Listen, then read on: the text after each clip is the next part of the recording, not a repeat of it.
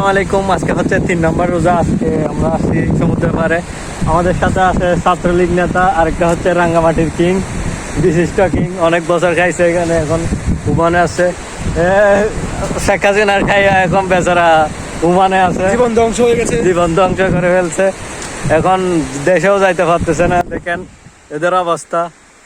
এই আমাদের বিউ সমুদ্রের। সমুদ্রে এসে আপনার অনুভূতি কি বলেন ভাই? এই যে আমি হারিয়েছি সমুদ্রের অনুভূতি বলার মতো না, বুঝছো? সমুদ্রের গভীরতার মতো আমার ভাই তোমার অনুভূতি কি? রাঙ্গামাটির কিং, আমার অনেক আনন্দ রাঙ্গামাটির কিং। মানে কি যে বলবো, বলার ভাষা নাই আমার, এখানে ভাষা খুঁজে পাচ্ছি না।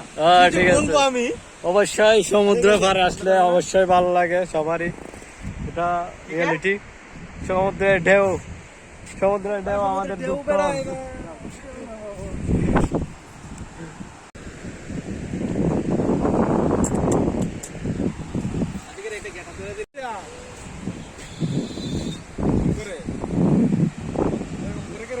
না এরকম ভিডিও দিতেছি কয়েকটা কি আর না।